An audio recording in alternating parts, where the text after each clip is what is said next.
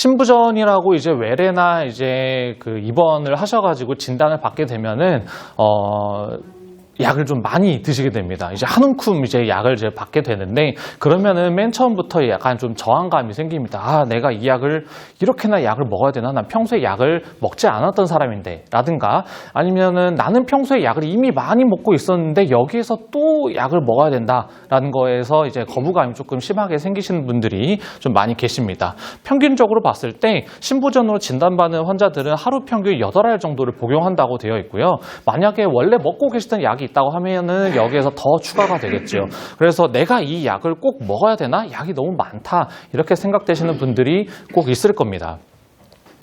그래서 이제 이 약에 대해서 당연히 이제 환자분들이 공부하실 필요는 없고, 공부는 당연히 의사가 해가지고 좋은 약들을 드려야 되긴 하겠지만, 이 약들을 왜 먹는지에 대해서 최소한 이유라도 알고 있으면은 약이 조금 많더라도 그래도 그래, 내가 이 약을 먹고 좀 더 심장이 좋아지겠다, 이런 약간 동기부여가 될 수 있을 것 같다라는 생각이 들고요. 그리고 의사들도 약 가지수를 줄이려고 부단한 노력을 하고 있습니다. 이게 별로 와닿지 않으실 수도 있겠지만 이제 그런 노력을 하고 있다라는 점을 좀 알아주셨으면 좋겠습니다.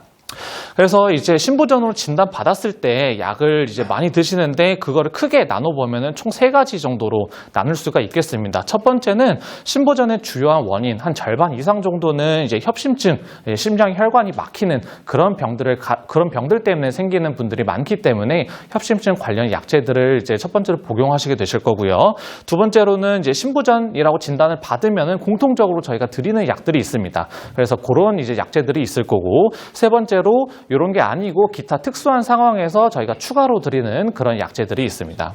간략하게 말씀드리면 첫 번째는 이제 이런 약들을 좀 많이 드시는 분들이 계실 겁니다. 항혈소판 제제라는 약이 있는데, 요거는 왼쪽에 보시는 거는 아스피린이고 오른쪽에 보시는 건 뭐 클로피도그렐 뭐 이런 이름을 가지고 있는 약입니다. 이런 거는 이제 혈관 검사를 했을 때 혈관이 너무 좁아져가지고 스텐트를 넣었거나, 아니면은 스텐트까지 넣지는 않았지만 심장 혈관이 안 좋다라고 하시는 분들은 이런 약들을 조금 드리고 있습니다. 그래서 심장 혈관이 더 나빠지는 걸 방지하게 되고, 아니면 스텐트를 넣었다면 스텐트가 다시 막히는 거를 방지하는 그런 역할을 하게 됩니다. 하지만 이제 드시고 계시면 잘 아시다시피 이제 피가 좀 잘 나게 하는, 피를 물키게 하는 그런 효과가 있기 때문에 수술이나 시술이 예약돼 있으면은 이런 약들을 중단해야 되는 그런 상황이 발생을 합니다. 내가 이 약을 언제 먹었고 언제 스텐트를 넣었고 요 시술 시점에 따라서 언제부터 약을 중단해야 되는지 이런 것들은 각자 좀 다를 수가 있기 때문에, 이런 예정돼 있는 수술이나 시술이 있으면 이런 약제를 드시고 계시면 꼭 담당 의사랑 상의를 하셔가지고 언제쯤에 중단이 가능한지 좀 상의를 해보시는 게 좋을 것 같습니다. 두 번째는 고지혈증 약인데요. 협심증 가지고 계신 분들은 낮은 콜레스테롤을 유지하는 게 아주 중요합니다. 콜레스테롤 수치가, 특히 특정 콜레스테롤이 낮으면 낮을수록 심장 혈관에 좋다라는 게 잘 알려져 있기 때문에 이런 약들을 저희가 계속해서 드리고 있고, 이런 약들은 잘 드셔야 됩니다. 세 번째로는 기타 협심증 약인데, 내가 약을 잘 먹고 있는데도 가슴이 따끔따끔 아프거나 쥐어짜듯이 아프거나 조금만 걸어도 조금 가슴이 답답하고 그런 느낌을 드시는 분들이 있습니다. 그런 경우에는 만약에 이게 혈관 문제, 심장 혈관 문제 때문에 가슴이 아픈 거다라고 하면은 이러한 이제 제가 지금 보여드리고 있는 혈관 확장제 같은 거를 드려가지고 조금 증상을 완화시키는 그런 효과를 생각할 수도 있겠습니다. 그리고 이제 두 번째로 말씀드릴 거는 신부전 공통약제라고 하는데, 저희가 신부전에 심장을 좋게 하는 약은 몇 가지가 있냐라고 하면 지금까지 알려진 거는 뭐 대략 이렇게 4가지 정도로 알려져 있습니다. 그래서 이제 대표적인 약제를 가져오면은 이렇게 이제 4가지 약제들이 있는데, 사람에 따라서 이제 약 용량이나 이런 것들은 조금씩 다르긴 하지만, 이제 약물 드시고 계시는 환자분들이라면 약간 익숙할 만한 이런 약제들을 좀 가져와 봤습니다. 그래서 심장이 안 좋다라고 진단받으면 요 약제 정도는 뭐 몇 가지는 필수적으로 드셔야 되는 그런 상황이다라고 알고 계시면 될 것 같습니다.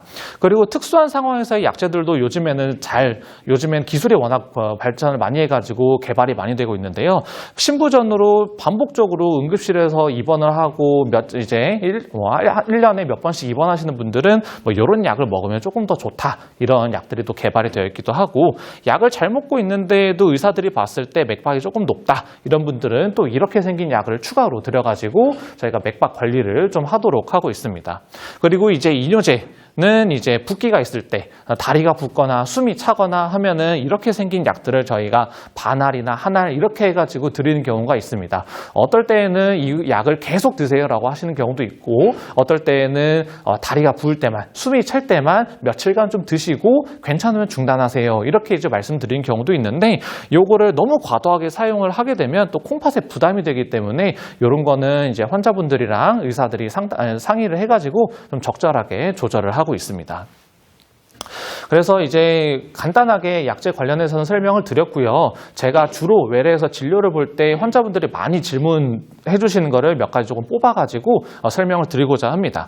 첫 번째는 똑같이 신부전 진단을 받았는데 옆에 다른 사람을 대기 중에 한번 물어보니까 제가 먹는 약이랑 좀 다릅니다. 왜 내가 먹는 약은 저 사람이랑 다른가요? 라고 이제 물어보신 경우가 있는데 당연히 왜 신부전이 발생했는지 원인에 따라서 약제가 달라지기 때문에 똑같은 신부전이라고 할지라도 약이 좀 달라질 수가 있다. 이 점을 참고해 주시면 감사하겠고요. 또 환자분의 상태에 따라서 누구는 간이 안 좋을 수도 있고 누구는 콩팥이 안 좋을 수도 있고 누구는 다 괜찮은데 뭐 폐가 안 좋다. 이런 분도 있기 때문에 환자분의 상태에 따라서 방금 전에 소개해드린 약들 중에 이제 드실 수가 없는 그런 약들이 있습니다. 그래서 그런 것들은 저희가 다 제하고 드리고 있기 때문에 당연히 사람마다 약이 좀 다를 수 있다. 이 정도를 알고 계셨으면 좋겠습니다. 두 번째는 나는 그래서 선생님이 준 약 먹고 많이 좋아진 것 같아요. 근데 이 약을 언제까지 먹어야 되나요? 라고 여쭤보는 분들이 있는데 결론부터 말씀드리면 대부분 쭉 드셔야 됩니다. 이 약을 쭉 먹다가 좋아져가지고 끊고 나서 어떻게 되느냐를 봤더니 대부분은 80%, 90% 이상은 다시 나빠지고 다시 숨이 차가지고 오시는 경우가 많더라. 이렇게 저희가 확인을 했습니다. 그래서 이렇게 좋은 약들이 개발이 됐고 조금 부담스럽더라도 이 약을 먹고 좋아졌으니 이 약을 앞으로는 친구 삼아가지고 평생을 가야 되겠다라고 생각을 해주시는 게 지금까지는 이제 알려진 바다라고 알고 계시면 될 것 같습니다. 세 번째는 약봉투를 가져오셔가지고 저한테 말씀해 주신 경우가 있어요. 아니 여기에 당뇨약이라고 적혀있는데 저 당뇨 진단받은 적이 없거든요. 제가 당뇨가 있습니까? 하시는 분들도 있고 저는 지금까지 혈압이 계속 정상 아니면은 저는 지금 혈압이 90, 100 이 정도밖에 안 나와요. 근데 약봉투에 보면은 혈압약이라고 적혀있는데 내가 이 약을 계속 먹어야 됩니까? 라고 여쭤보는 분들이 있습니다. 네, 그래서 약봉투는 이제 편의상 성분이 좀 간략하게 그냥 간략한 정보만 지금 들어있어가지고 좀 오해가 있을 수가 있는데 심장에 좋은 약들은 방금 전에 설명드렸던 약들은 대부분 좀 혈압을 떨어뜨리는 효과가 있습니다. 그래가지고 약봉투에는 혈압약 이렇게 적혀져 있는 경우가 꽤 많이 있고요. 그래서 내가 특별하게 증상이 없고 기분이 나쁘지 않고 뭐 컨디션이 괜찮다라고 하면은 약간의 저혈압은 뭐 수치의 문제일 뿐이지 드셔도 지금 약을 드셔도 되는 상황이다. 이렇게 알고 계셨으면 좋겠고요.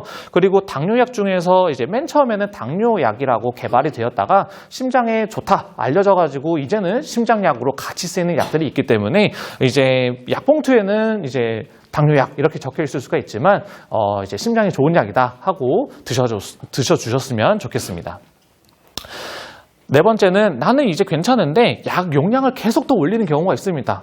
이 약을 좀 더 바꿨습니다. 더 세게 드릴게요. 더 세게 드릴게요. 외래에서 설명을 드리면은 아니 지금 나 괜찮은데 왜 자꾸 약을 더 세게 씁니까? 이렇게 여쭤보는 분들이 계십니다.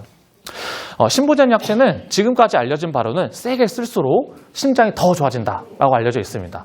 내가 이것보다 2배 약을 먹을 수가 있는 상황이라 하면 2배 약을 먹으면 심장이 좀 더 좋아지고 거기서 더 세게 약을 먹으면 더 좋아지고 이런 이제 내용들이 있기 때문에 저희가 환자분이 컨디션이 괜찮고 그 다음에 이제 요 약을 먹어도 크게 문제가 되지 않는다, 부작용이 없다라고 하면은 용량을 어느 정도 정해진 용량까지 쭉 올립니다. 그래서 만약에 용량을 올렸는데 내가 불편하고 힘들고 이런 문제가 있다고 하면 다시 용량을 낮추겠지만 약 용량을 올려서도 괜찮다라고 하시면은 높은 용량을 먹는 게 오히려 심장에는 좋다. 이렇게 알고 계시면 될 것 같습니다. 네, 그리고 대표적인 약 부작용이 뭐가 있느냐라고 이제 여쭤보시면은 맨 처음 말씀드린 피를 물키게 하는 아스피린 이런 약 같은 경우에는 이제 멍이 좀 주로 잘 드는 경향이 있고 위장관 출혈 같은 것들이 잘 일어나는 경우가 있습니다. 그래서 혹시나 이 약을 먹고 나서 내 변이 색깔이 괜찮은데 갑자기 까만색으로 변했다라든가 아니면은 이제 피가 섞인 변을 본다라고 하면은 급하시면 응급실로 오시고 괜찮다라고 하시면은 외래로 빨리 와주시면은 저희가 확인을 해드리도록 하고요. 그 다음에 대부분의 여기에 소개드린 약들은 콩팥이 조금 좋아야 됩니다. 콩팥 기능이 약간 오르락내리락 하는 경우가 있기 때문에 그런 경우에는 이제 저희가 또 피 검사를 통해서 약을 조절하고 있다. 이 정도로 말씀드릴 수 있을 것 같습니다. 네, 이상으로 일단 간략하게 신부전의 약물 치료에 대해서 설명드렸습니다.